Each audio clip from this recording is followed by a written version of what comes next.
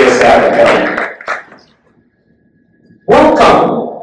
Welcome to Springfield. Welcome to BTP. And I know we've got a lot of people from far-flung parts of the world.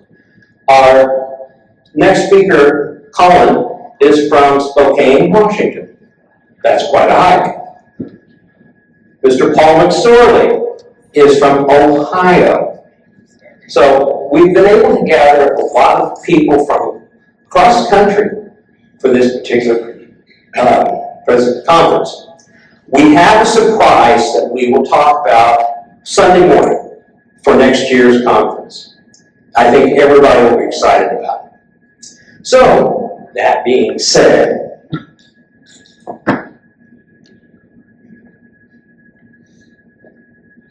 fat fingers don't work. Our next speaker is Colin Conway. Colin is the author of the Cozy Up series, which pushes the envelope of the cozy genre. Libby Klein, author of the Poppy McAllister series, says Cozy Up to Death is not your grandma's cozy. He is also the creator of the 509 Crimes Stories, a series of novels set in Eastern Washington with revolving lead characters. There are standalone tales and can be read in any order. Colin co-authored the Charlie 316 series. The first novel in the series, Charlie 316, is a political crime thriller that has been described as riveting, compulsively readable. The real deal. And the ultimate ride-along. Colin was served in the U.S. Army and was an officer for the Spokane Police Department. Currently, he is in real estate, and he is going to tell us about running an indie business as an indie author business. Colin?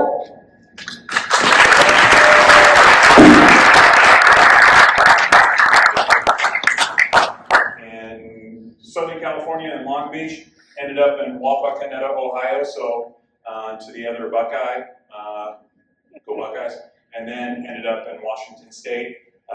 So a quick little introduction about myself. I have written about 30 novels over 5 series. I have the Cozy series that John mentioned, the police procedural series, and then a couple other, or 3 other series that are about capped off right now. And then I did a little over 5 years with this book. That's all right. Is that me that's causing the feedback there? All right. Do I need to hold it out here? Is that it? Yeah, maybe you can hold it. So anyway, 5 years in the Spokane Police Department, and then I served in the U.S. Army. And then that is my best friend right there. That's Rose, the office dog. And she is called the office dog on all my social media accounts because she hangs out in my office while I write. Is it this? No, you're fine. Okay. All right. So anyway, moving on. Now I need to do it. Okay, you guys are testing me, and I'm failing miserably. Came all this way. All right, so anyway, this is our roadmap for today. And if I'm talking too loud, just wave at me and I'll try to move this thing around. So you know, I get a little excited when I do presentations. I tend to talk a little bit fast at the beginning. I get a little bit loud at the beginning. And about 45 minutes into it, I will calm down and we'll be taking questions at that point. So this is our roadmap. We're going to talk about the routes to publication for an indie author, the different responsibilities of an indie author, the random stuff I've learned along the way, and then we'll answer some questions. So, and because of the way that conferences like this work, I have to be at about 30,000 feet on this topic, so I'm not going to go in the weeds on some of these conversations, or some of these topics. However, over the weekend, if you want to get in the weeds, if you want to get muddy on some of these conversations, please feel free to stop me. And I love talking about this. We're going to touch on 2 of my favorite subjects. Number 1 is writing, the other one is business. I have been in the real estate industry as a commercial broker now for, 20 25 years, so I love sales, I love business, and combining it with writing is what I do as an indie author. So before we go too much further, by a show of hands, how many of you are traditionally published? So, a few hands. How many of you are indie authors? Oh my gosh, all right, most of you, okay. How many of you have more than one book published? All right, so my people. All right, so I apologize if I'm going to hit some stuff that you guys have already know, but we'll try to breeze through it and then get to the questions. Regarding the indie author business, I just want to start here and talk about the two sides of the brain. We all love the right side of the brain. That's where we deal with creativity, where we hang out with our characters, where we deal with trouble. When we're running an indie author business, we need to be on the left side of our brain. We need to be with the analytical and the logical side. That's where we got to deal with numbers and strategy. And a lot of folks don't want to get to that side because it's hard, okay? And it's not the fun part. But I'm going to tell you, this is where I do think that it's fun. It can be fun, but we've got to train ourselves to look at it that way. So hang in there with me while we go there. So 2 routes of publication. I'm going to zoom through this because most of you guys already know this. Kindle Unlimited, right? But you got to be exclusive with them. We were talking about this last night, some of us. And then why? How many of you have your own store? Nobody. Okay. So I mentioned that in why dedicated author stores. That's a really big push over the last couple of years for authors to start doing their own store. I will tell you, I have had my own store for about the last 18 months. It is an incredible amount of work, but it has been very lucrative to do that. But it does require a lot of education to get yourself there. So here are some responsibilities of an indie author that are on the left side of that brain. Okay, this is going to be the uncomfortable part you've got to force yourself to get into. So you need to be an entrepreneur, a developer, the salesperson, the chief financial officer, and a human resources person. And when I talk HR, that's training, and we'll get to that in just a second. But as an entrepreneur, writing a book is art. Selling it is business, though. So we got to get to the left side of the brain. Being an indie author requires a different mindset. We can't just turn it over to a publisher, right? So we've got to be thinking about it as a business person. We have to plan and strategize. If you just upload your book to Kindle Unlimited and hope for it to sell, hope that you can use those tools, the Kindle Countdown or the 5 free days, you're going to fail. Plan or hope is not a plan, right? Hoping for your sales is going to lead you to failure. You've got to come up with a strategy. One of the things that I kick this off with is that there's no days off when you own your own business. Now, Sharon, you own a barbershop, right? There's no days off when you own your own business, right? Even when you leave to go take a vacation, you're worried about something happening to your business. You might have an employee. How many of you own a business besides your writing? Right? Am I correct? There are no days off when you own your business. When you're an author, you're running an indie business, you don't have any days off. You need to be always engaged with your business. You need to be checking in with it. You need to always be checking your numbers. This is not the fun part where I'm talking about just a minute ago about your numbers, but this is a reality. You're a business person. As the entrepreneur, we need to ditch the hobby mindset. And how many of us have said, I'll just be happy to see my book in print? You don't have to raise your hands. Don't raise your hands, because I know some of us have said this. I only want to cover my costs. I don't care about making money. These are, I don't know why I keep pointing at the screen. I don't have to point at the screen to make this go. These are, if you say any of these items here, or any of these phrases, these are self-fulfilling prophecies. And I'm going to give you a real-life example. I was a partner in a karate school with 2 other guys. And we said, all we want to do with this karate school is cover our costs. You know, if we have this karate school, we get to work out, it's going to be great. We only covered our costs a few months in 4 years. We were having fun just working out, but we ate the expenses every single month until we closed that karate school. Because that's what our self-fulfilling prophecy was. We want to cover our costs. We didn't do enough work to actually grow that school. So if all you want to do is cover your costs, you're guaranteeing yourself to fail. Okay? By the way, if you have any questions while we're going through here, please raise your hands and shout them out. I get pretty excited about this, so if I'm speaking too fast, let me know too, all right? So as a developer, a book is an asset. Once you get done writing your book, it's no longer a piece of art. You have to stop thinking about it as a piece of art. You've got to stop being in love with it. It is now an asset. It's something to be sold. So you got to start thinking about how many different ways can you sell this, all right? Ebook, paperback, hardback, audiobook. What are the different ways that you can combine it? Create box sets. How many of you have ebooks box sets? Audiobook box sets? Paperback box sets? So you can create paperback box sets on Book Vault. I do that with my own store, and that's a pretty cool product. That's a pretty cool product to sell. When somebody pops on there and says, "Hey, I'm going to buy a six book paperback set," and then also movie and television rights. And then also as an author, we got to find other ways to make money with our brand. Can you go out and do any consulting? Can you do any nonfiction books? How to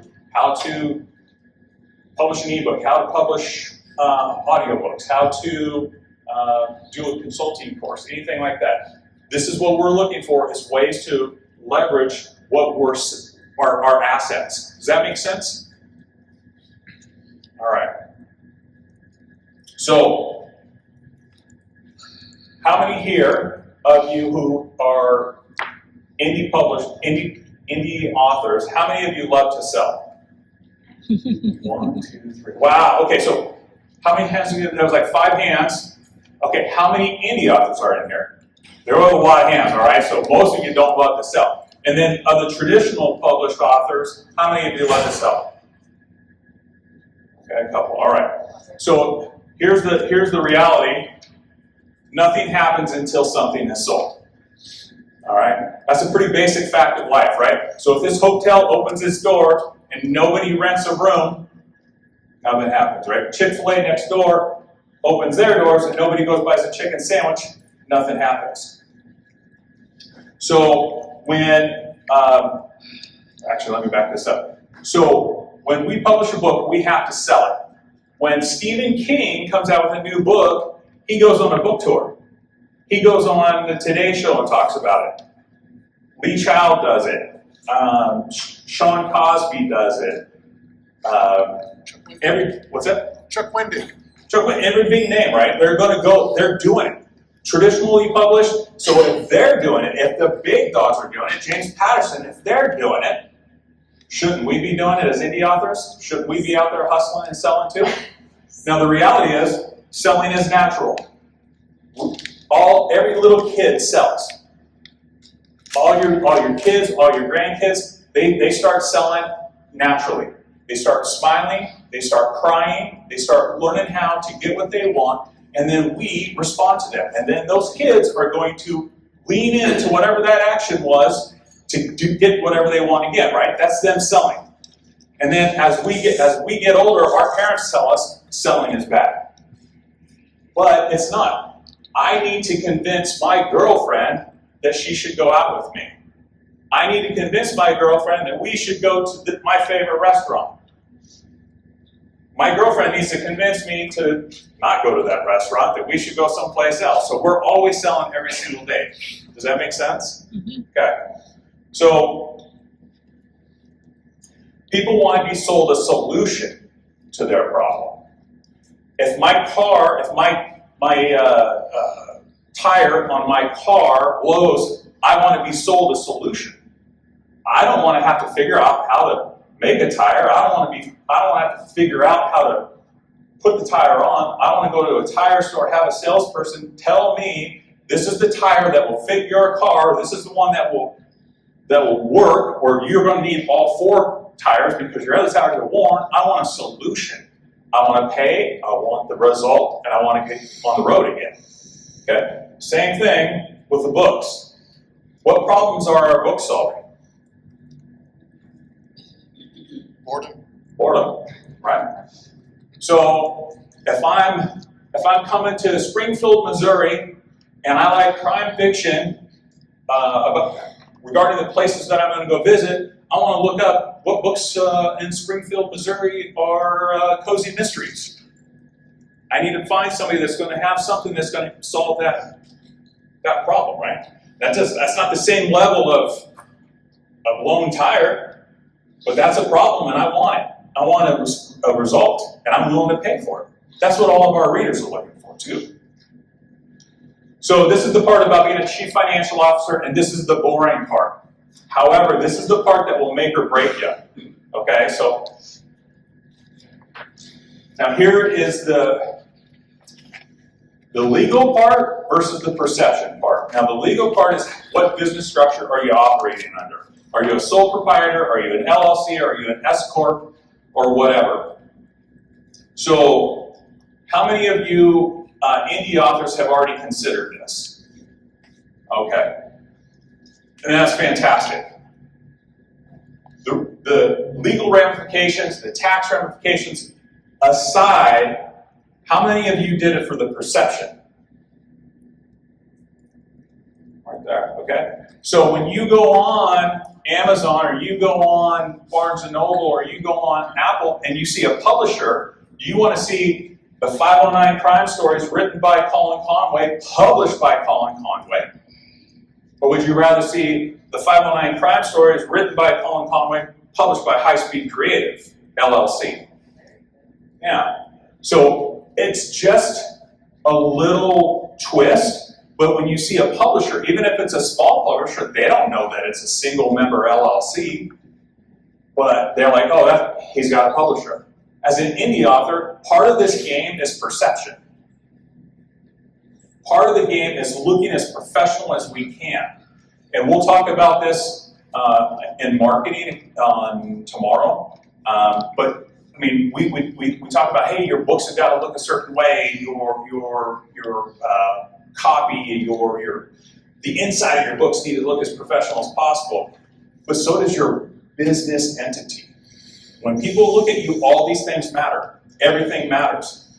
So don't forget to file your taxes in your state. How many of you guys have to pay state taxes on your on ebook sales? Ooh, that's always fun. So this one is an important one, and I never really thought about it until this year. Being 56 years old, I started doing estate planning, and I started thinking about, oh crud, I've got all these books. What am I going to do for my kids? Beyond just saying, oh, my kids are going to get the copyrights, the kids are going to have the proceeds. How many of your beneficiaries know how to get into, all you indie authors, how many of those beneficiaries know how to get into your Amazon, your ACX, your Findaway, your Drafted Digital, all of your accounts? How do they know to get into all that? Have any of you thought about it? You have, right? But that was a thing that gave me some sleepless nights when I was working on this with my attorney. I went, holy crud. If I get hit by the pie truck, none of my family knows how to get to any of this. And I thought I was being so awesome. Yeah, I got all this. Everything's under my control. Holy crud. I'm out there. I'm a little bit exposed. How many of you co-authored a book? 1, 2, 3, 4, 5. Okay. How many of you have thought about survivorship with your co-authors? 1. Okay, same thing. If you have a co-author and you get hit by a pie truck, or your partner gets hit by a pie truck, there's a lot of dangerous pie trucks out there. what happens to your series at that time? This came up during the same time frame that I was working on my estate planning. I realized that I have a series written with another author. We have 6 books in that series, and it was like, oh man, we've had this gentleman's agreement for all these years where it was like, hey, we're going to write a book together. We'll split 50-50. Oh, it turned into a series. We'll split all those 50-50. Great, it's been great.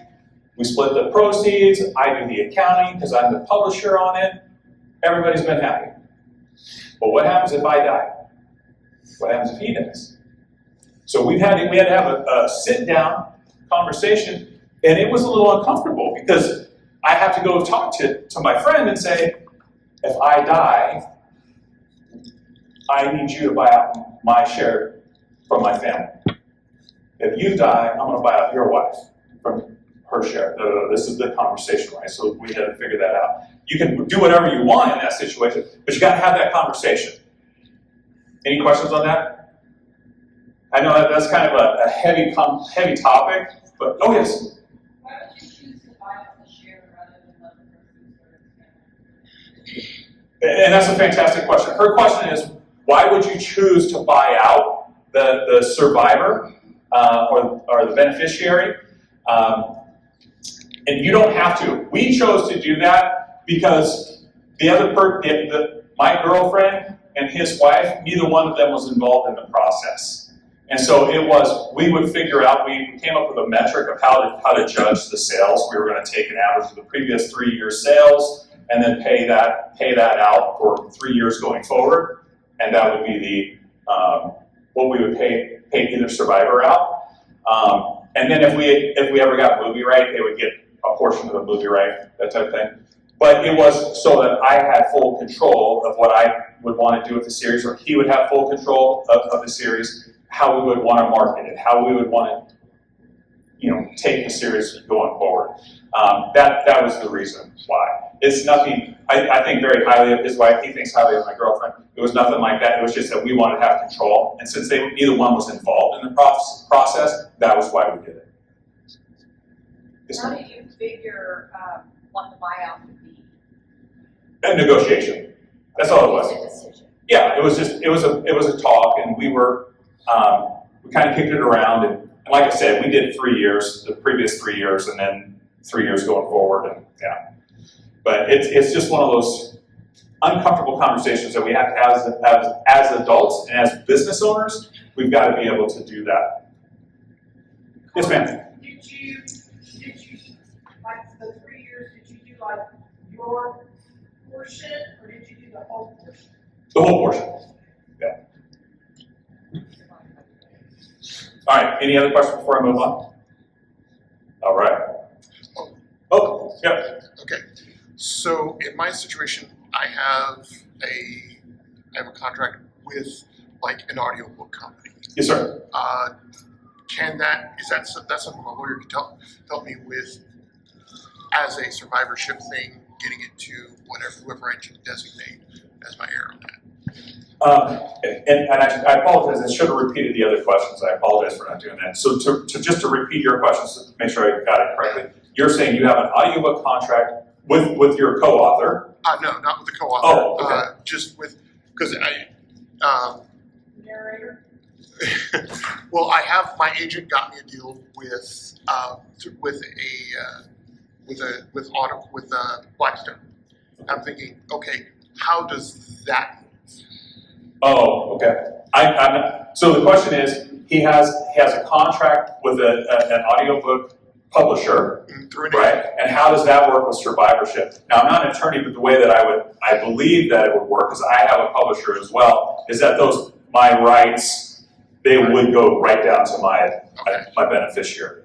So that's the way I treated it in my will. Yeah. So that's a little bit different than when you're dealing with Co-author. the the audiobooks that I own solely, or with co-author, yeah. All right. Okay. Yes. I think this supposed to also be able to make a trust, so that you pass a paper into a trust, and then the trustee has the instructions of how to. So just so that I heard this correctly, you're saying some people create a trust, right? And everything slides into a trust so that the trustee has the appropriate instructions how to run the business after my demise. Is that correct? Yeah. I think that some people do that, yes. I did not, but I think that you're correct. Yes? But if you have a trust, wouldn't you have to have a deal with your publisher or with your audio publisher? You would have to have a deal with your co-author that would go through. If you're going to, so Sharon's question is, if you had a trust, you would have to have agreements with your publisher or your co-author for those two. And I do believe so. However, again, I have, with my co-author, I have a buyout, and I'm an indie, so almost everything I have is mine alone. So I don't know. I guess that's the best answer to that question. I apologize for that. So last comment on being your CFO here. How many of you are tracking your weekly, monthly, annual sales and expenses? Okay. So not as many who had their hands up originally.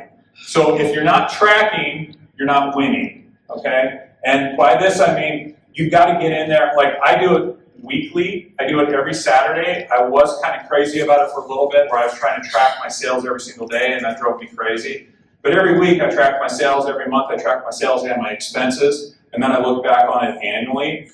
I'm to the point where I also, every audiobook that I produce, I now track to see what those sales are and when I break even so that I know when I'm profiting from an audiobook. I do that with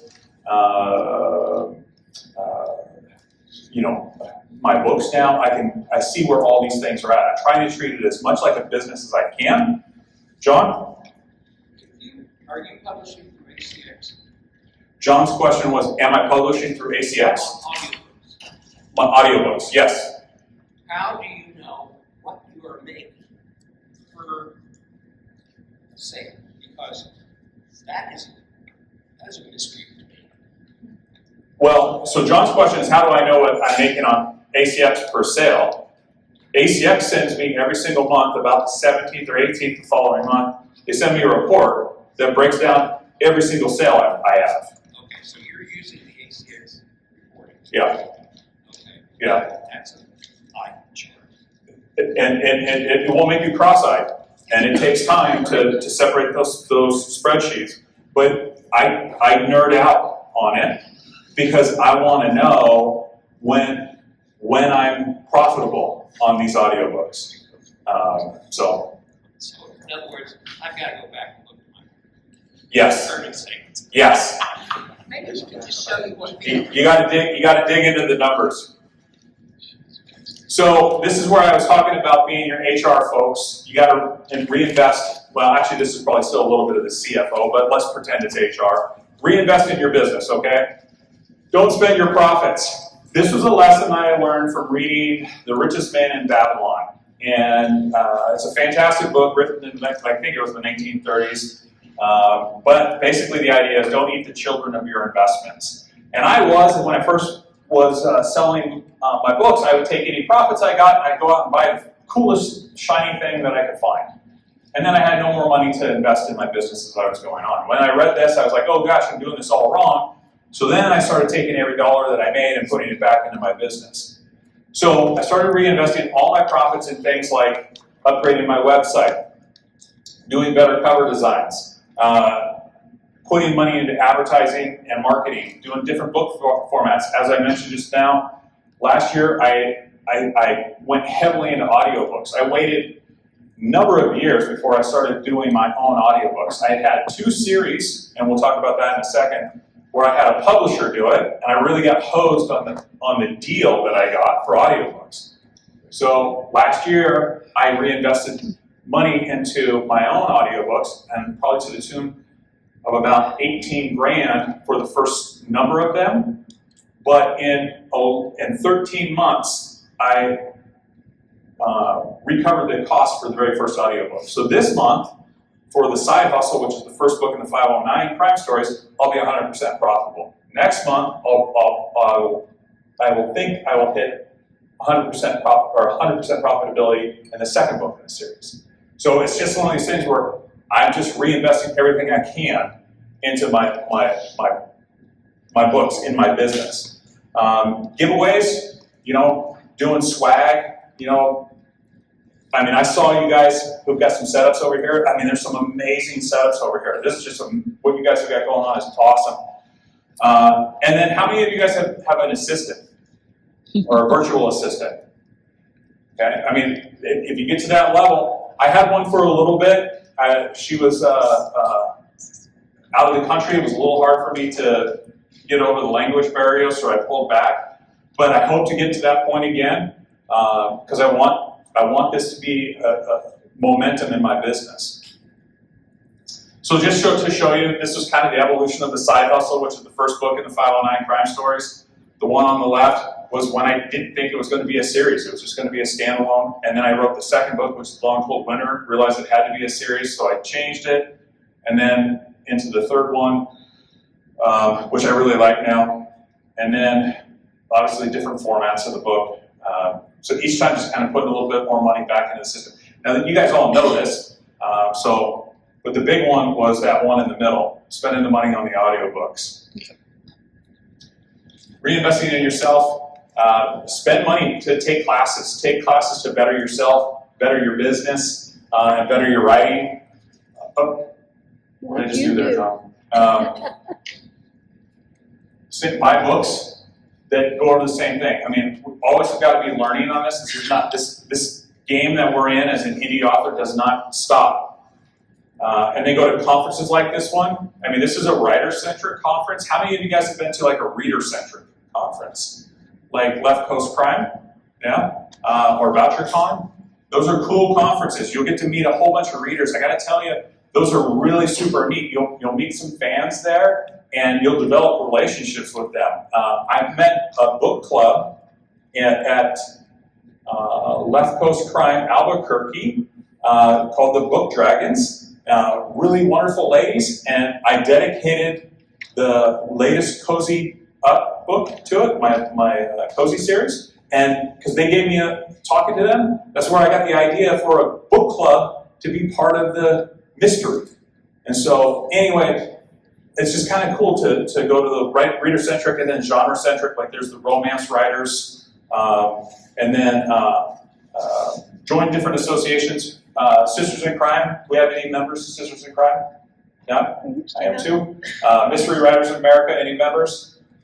I'm a member there. And then Public Safety Writers Association, I'm the president of the PSWA. Are you? I need to be in on that. Yeah, so Public Safety Writers, that's, we are people who write about police fire or fire police who want to write. So, so here's some things that I learned along the way. Before I jump to this stuff, anybody have any questions? I may just get into international thriller. International thriller writers. Yeah, there you go. So get into organizations like this and accelerate, leverage your business here. So things I learned along the way. Question. Sir? How much do you spend on the average audiobook, like per book? Average for me is probably about $1,500 to $1,600. What was the question? Oh, I'm sorry. Thank you for that. The question was, how much do I spend on the average audiobook? Now, just for the production, not for the cover or anything, but just for the production, it's probably $1,500 to $1,600 per book. And yes. What would you say is the average investment in each book? I'm sorry. Say that again. What would you say is your average investment in each book? Like how much money does each book actually cost to produce? For audio or for the whole shebang? For the whole shebang? Oh wow, that's a great question.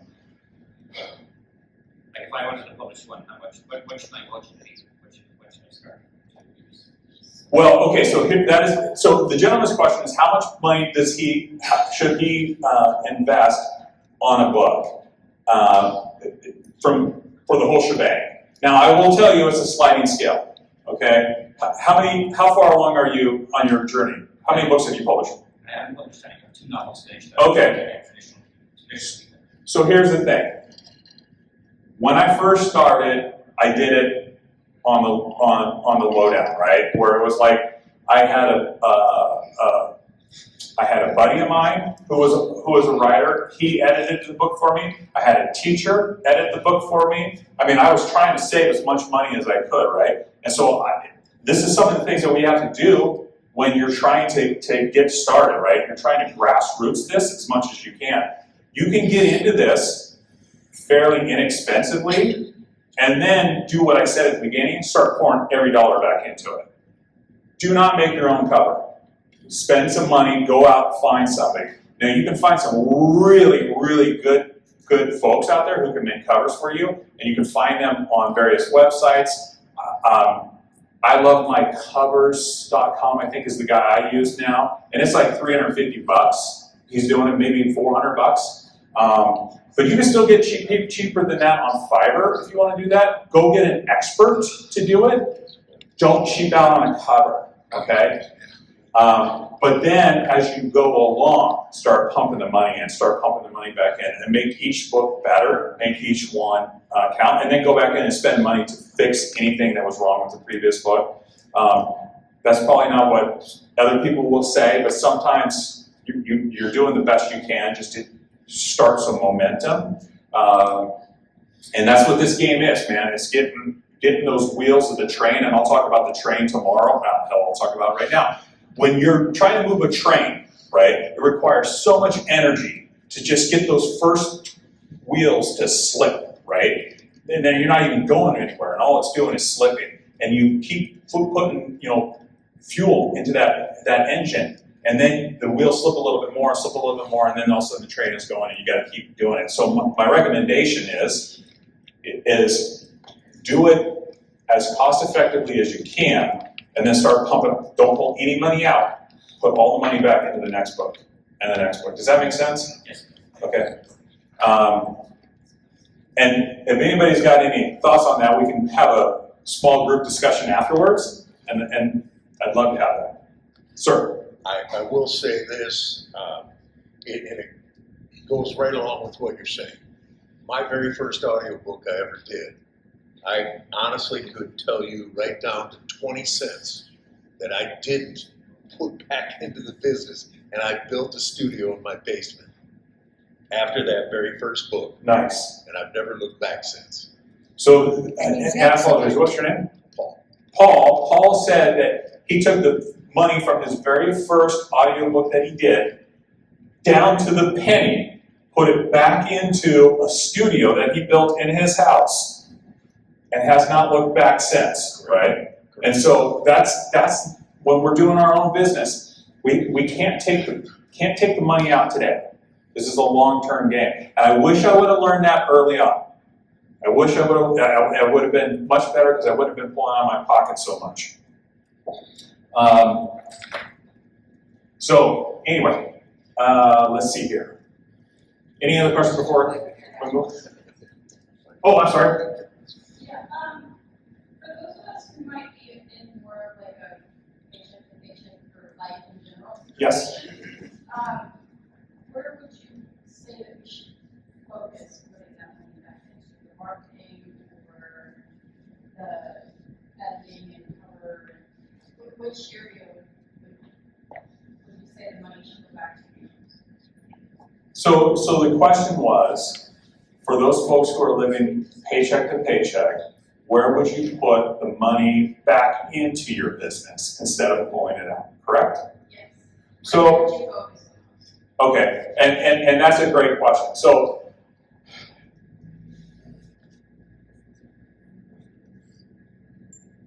I would always look at your next book. All right. So start writing that next book, number one. And again, this is my 2 cents, and somebody else might have a different thought on this. However, start writing that next book. Find folks who can help you edit this thing as best as you can. You do not want to go to the market with just you editing it. That will be the death of your book, right? You're guaranteed to fail at that point. You can find another author who's very successful. Go ask your former English teacher who's not afraid of red penning your work. So ask her if she would read it or he would read it. Grassroots it, right? Go out and ask. You can get a lot of that kind of stuff from folks who helped you along the way to kick in, and then spend the money on the cover. All right, and go wide. No, excuse me, I apologize. Don't go wide. Go Amazon first. Right? Don't try going and getting your own author store first. Don't try to do that kind of stuff. Focus on keeping your expenses as tight as possible as you build a depth of product. All right? That would be my recommendation. But be disciplined. Be disciplined with that money. Say no to like, oh hey man, I've got a few $100 and there's some tickets to go see your favorite band. I want to go see my favorite. You know what I mean? Because I hurt myself early on because I was getting distracted by things. And once I learned that, oh man, I should take no money out. I haven't taken a dime out in years. It's all been put back in. All right, so some things I learned along the way, and this is for the folks who are still at the beginning or right at the very end. You're not the first penguin, we're not the first penguin.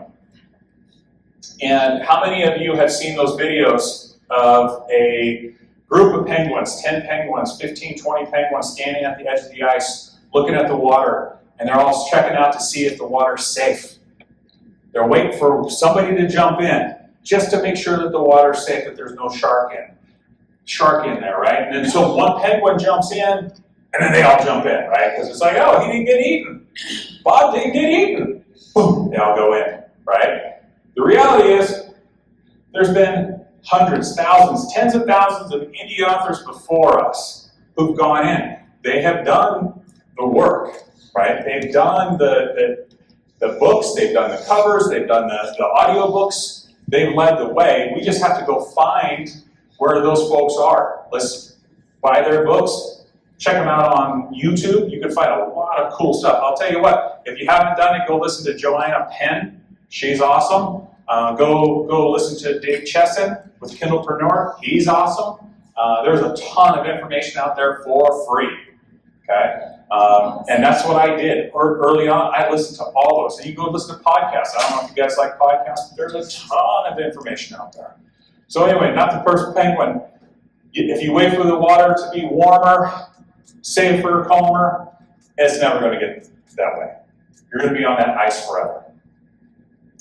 So this is one of my favorite lessons here from a guy named Grant Cardone. I don't know if you guys know who Grant Cardone is. He's a master sales trainer. His thing is get started today. Don't wait. Get going. Make course corrections along the way as new information presents itself. And that's been one of the best pieces of advice I got.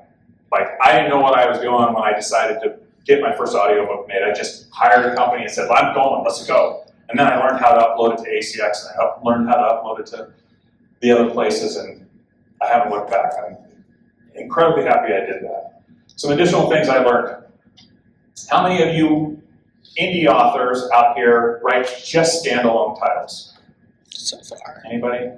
Ruth does, okay. Well, Ruth, I'm going to give you some bad news. I think series are better than standalone. I know that. I just think that they are for an indie author, because you're going to get far more loyalty from readers. Okay, they're going to read through. I think that's most of you guys already know. Oh, sorry, most of you guys already know that. Here's a hard lesson for me. When I first started writing, I did it post divorce. I wrote probably 200 short stories. It was a way that I dealt with my feelings. It was my journaling, if you will. And so they were great. They were all set in Spokane, and I used a lot of them later on for my 509 Crime short story collections. It was kind of cool. Well, then I had an invitation to write a novella. And it was awesome, one of my favorite stories, and I sent it off, and I set it in somebody else's world. And then I was like, well, now I can't use it in my own world. And so it's always kind of plagued me. So now I'm going to use it, but I'm going to set it in a standalone collection that has no bearing to what I just said above. So it's just a standalone collection of stories. So it's one of those things where any short story I write now, if I get invited to somebody's anthology, they say, hey, Colin, will you write a short story for me?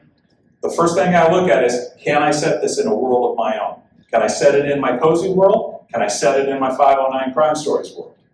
Because I want to be able to use that at a later date. So just food for thought. I learned that the hard way. Lastly on this slide, I published 4 anthologies where I invited a number of my friends and authors that I wanted to work with and said, hey, come write your stories, short stories in my 509 crime stories. 509 is the area code for Eastern Washington, by the way. I don't think I mentioned that. So 2/3 of Washington State. Anyway, I have yet to make money back on any of them. And I will tell you, this was during the period when I was not tracking. So I paid each author that was working with me, I paid each author that gave me a short story $100. Because I was like, I want to treat those authors the way I want to be treated. I want to run my karate school the way that I would want to have it run when I was there. I just want to have fun. If we make our money back, I'll be happy. I haven't made a single dollar back on those anthologies. They are so upside down. I learned the lesson the hard way. Anthologies don't make money. However, single author short story collections do. So I have, in my 509 crime stories, I have several short story collections those short stories that I wrote all those years, and ones that I continue to write. My folks who read my collections, or read my stories, like those books. They are loyal to the stories that I write. So those will make money for you. Now here's the big lesson that I recently learned. If you can afford it, and this is going to your question about when you use your money, right? Save up, save up. So don't go try and make your audiobooks today, right? It took me probably 9 years before I got to the 509 crime stories book, or 8 years, right? So anyways, if you can afford it, owning your audiobooks is way better. Way better than revenue sharing. So ACX, we all know that ACX is the company that does Amazon and Audible, right? Your revenue sharing there is 60% to Amazon and Audible, 40% to the author, correct? If you are exclusive, this is like the KU program. If you're not exclusive, it's 25%, right? But here's the kicker. A publisher splits that 40%, or 25% at your contracted split.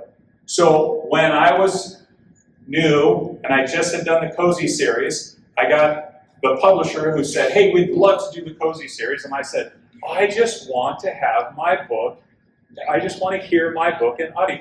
I just want to hear my book in audio. I signed a contract, and the publisher got the 90% of their cover, or of the revenue, and I got 10%, because they had fronted the money for the narrator. So I only got 10%. So, doing the math, because math is fun, a 10% portion of 40% of $100 of sales is $4, right? Or $2.50 if it's non-exclusive. So I get $2.50 for every $100 of sales that would come to us of our portion. Does that make sense? I just want you to understand the math. Well, it does, all right? but it sucks. So here's the thing. Last year, with my advertising that I did for my ebooks on Facebook, and we could talk about this in the marketing. I'll tell you the amount of money I spent on tomorrow. I was the #1 producer, producer sales for my publisher, my audiobook publisher, my Cozy Up series. And I made roughly, I think it was like $800. That was my take home. It was $800. So I spent $600 to hire a guy. Not $600. I spent $1,600 to have the side hustle made. And I'm already making my profit back now in a little over a year, in 13 months. So if you can afford it, publish your own audiobooks. Does that make sense? All right. So I learned that the hard way. All right. So, any questions? Okay, I've got 10 minutes. What's that? What about 10 minutes? I'm sorry. 10 minutes. Oh, 10 minutes. Wow, I went faster than I thought I was. Go ahead, I'm sorry. Oh, you think that I... Do you think there's anything wrong with recording your own audiobooks? If you have good equipment, all that stuff. The question is, do you think there's anything wrong with recording your own audiobooks? Yes and no. Okay, and that's a waffle answer, and I understand. I think recording fiction audiobooks is an art, and I am not an artist. The guy that records my audiobooks is a guy named Damon Abdallah. He's awesome. And Ruth just said he is awesome. He's absolutely wonderful. He is a voice actor. Yes. Okay? I could never do it justice. If you can do that, if you can do it to that level, it's awesome. Now, I listen to a lot of nonfiction audiobooks, and there are a ton of authors who read their own work. That requires no acting. You're just giving information. And you can be like me right now, excited sometimes, and you can be emphatic and excited, that's pretty close to the same word. But you can share the information in a way that doesn't require different voices, and it doesn't require me to build suspense and anything through the tone of my voice. So my recommendation is, unless you're a trained actor, to not do your own audiobooks unless you are doing nonfiction. Okay? Sir? Regarding audiobooks, are there some genres that are better for audiobooks than others? So the question was, are there genres that are better for audiobooks than others? I think that it kind of goes on that line where it's the same with books. I do think that romance is a higher seller. I think romance. What's that? Romance is 41% of all sales. Romance is 41% of. Mystery crime is 20. Mystery crime is 20. And let's see, sci-fi fantasy is 17. Sci-fi fantasy is 17. And I believe horror is 2. Horror is 2. How many of you are writing horror? You're writing horror, you're writing horror. So that's 2% of the audiobook market. So just FYI. Does that answer your question? Yes, it really does. It's which is to say, I don't need to put my zombie books in audio. Well, here's the thing. Maybe, and you don't know, right? You don't know that there might be that niche out there, but don't go spending your money up front until you know, like, okay, hey, I've built up a war chest that I can spend some money, and then let's go bet on. Let's see how it does. That'd be my recommendation. John.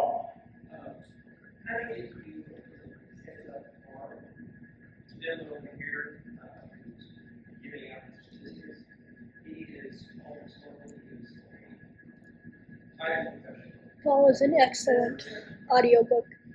Okay. He's an excellent audiator. Okay. So John and I'm sorry, Angela were both saying, giving kudos to Paul here as an excellent narrator, audiobook narrator, right? He's done all of John's, and award-winning is what Sharon is saying. Yeah. Okay. All right. Sir, you're going to plug him one more time. He's got a #1 best-selling audiobook. #1 best-selling audiobook on Amazon. All right. Very That's nice, pretty Paul. nice. That's pretty impressive. All right. He narrated. All right. Any other questions? Yes, ma'am. I have 2 questions real quick for you, going back to the beginning of the presentation. What would you recommend, an LLC versus a sole proprietor?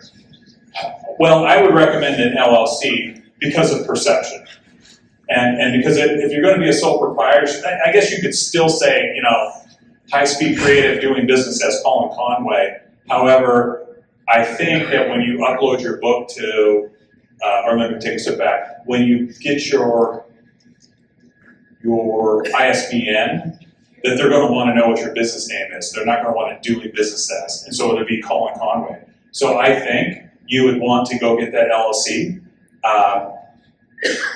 Sharon, are you answering this question? Well, if you can also make an imprint, if you are considered the publisher, you can make an imprint and use that imprint rather than doing an LLC.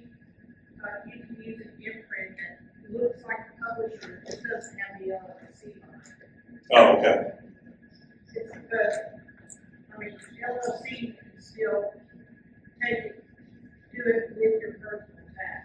Gotcha. Okay. So, there are different ways. So I personally, I would still do the LLC. I have a number of LLCs for other reasons, other reasons. So I'm just comfortable with it. It costs a little bit of money to do that, but I prefer it. So, what was your other question? Well, it looks like we might be done, so. He's not paying attention. Far away. Can you explain to me real quick again what a dedicated office store is? Is that, I mean, are you just talking about like if you had your website set up and I just didn't quite understand what it was. Yeah, so the question was about having a dedicated author store. And so there's been a big push over the last couple of years for authors to sell direct to readers. And I will tell you, if you start paying attention, you will see the big names are doing this now, and so are the publishers. And this has been a trend that anything that the indie authors do that has a success rate to it, the big publishers will grab onto it and push it to their clients as well. So just FYI. So what you're asking is what is a dedicated store? Is where I can sell my books. If you're a reader, you come to my website, you can click on the side hustle, book one in my 509 series, and you can have either an ebook, a paperback, or an audiobook sent directly to you. Okay? Or you can say, oh, I want a box set, and it'll be sent to you. It cuts out Amazon, it cuts out Barnes and Noble, it cuts out everybody. I get all the royalties at that point. Okay, thank you. You bet. Do you have to do all the mailing and everything from that, or does it go through? No. The question was, do I have to do all the mailing? No, I have Book Funnel. How many of you know what Book Funnel is? It's a service that, for those that don't know, it's a service that handles the automatic emailing of digital files.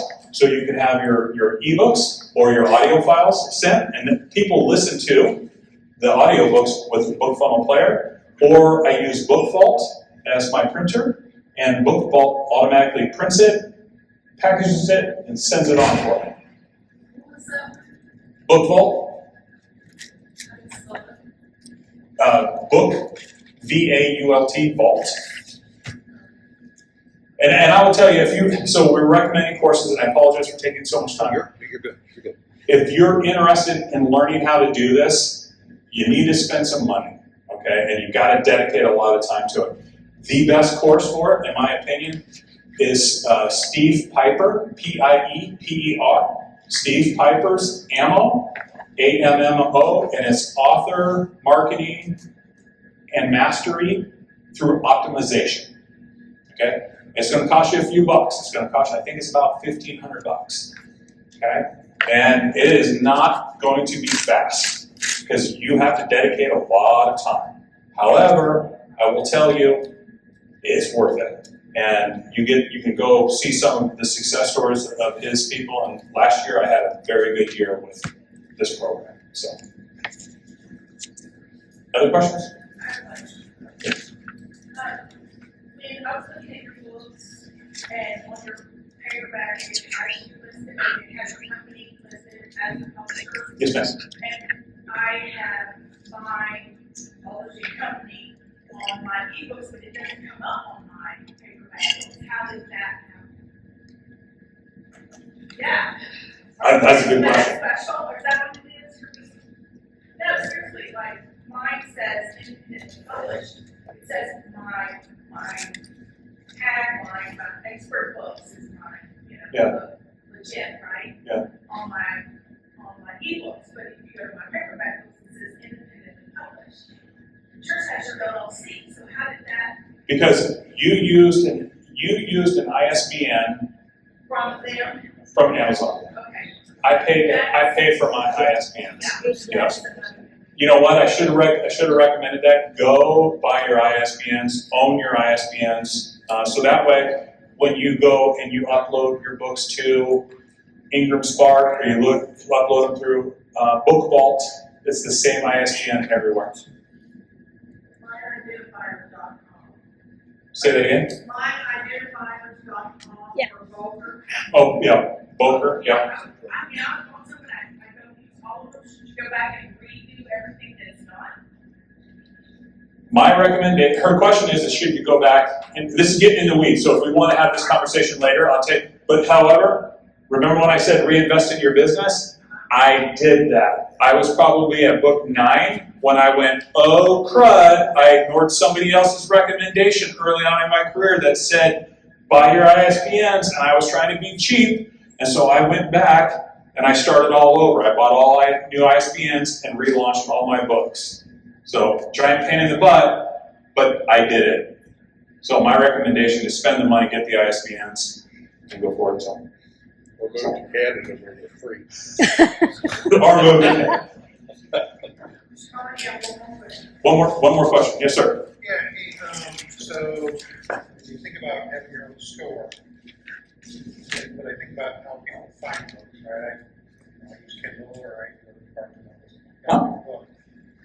I would need, I have a decent amount of emails, so I can email, say a couple hundred people's email addresses and different stuff, right? How can you go from that to marketing, your audience and things? It's not to be that people are going to know about it. So you're going to have to market, and that's what this AMO program I was talking about teaches you what to do, how to market on Facebook. And it's absolutely mind-boggling how much money you will spend on doing it. But what's interesting is it's you spend money, you sell, you reinvest it, and it just it's like this snowballing effect, right?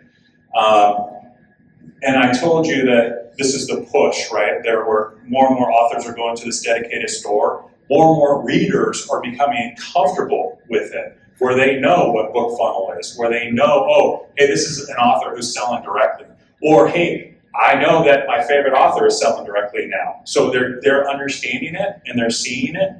Heck, I gotta tell you, so Shopify is who is my backbone. You will go and you'll see businesses that are not book sellers. They're using Shopify as their background or their backbone to their online store. It's really interesting when you start playing in this field. You'll go, oh my gosh, this XYZ archery company is selling their stuff on Shopify, because you'll start seeing that structure. But more and more people are getting accustomed to it. So your question is that you're going to have to spend money to get people there. But I will tell you, if you have a newsletter, if you have social media, you're already starting to get ahead of the game.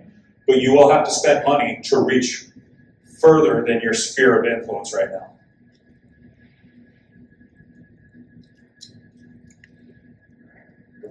Thank you, Colin.